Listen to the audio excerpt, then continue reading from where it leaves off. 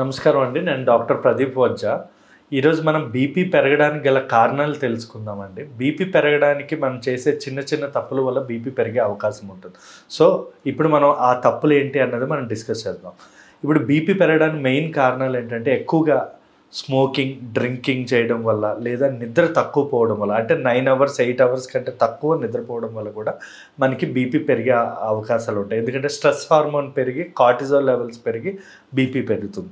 ఇదే కాకుండా మూత్రం ఆపుకోవడం వల్ల కూడా బీపీ పెరుగుతుంది. చాలామంది ఏంటంటే మూత్రం ఆపుకుని వర్క్ చేస్తూ ఉంటారు. దానివల్ల మనకి కిడ్నీల మీద ఎఫెక్ట్ అయ్యి బీపీ పెరిగే అవకాశం ఉంటుంది.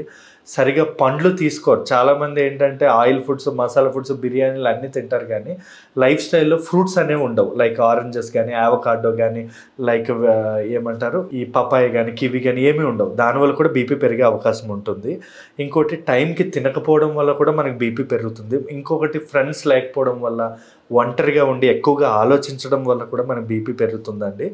ఎక్కువ సాల్ట్ ఫుడ్స్, జంక్ ఫుడ్స్, ఇలాంటివి మసాలా ఫుడ్స్, ఆయిల్ ఫుడ్స్ తినడం వల్ల కూడా మన బీపీ పెరుగుతుంది. ఇంకోటి స్ట్రెస్, ఎక్సర్సైజ్ సరిగా లేకపోవడం వల్ల అంటే పొద్దున్న లేచిన వెంటనే డైరెక్ట్గా లేచి స్నానం చేసుకుని ఆఫీసులకు వెళ్ళిపోతూ ఉంటారు కదా, వాళ్ళకి ఎప్పటికైనా 35-40 ఇయర్స్ దాటాక వాళ్ళకి కూడా బీపీ పెరిగే అవకాశం ఉంటుంది.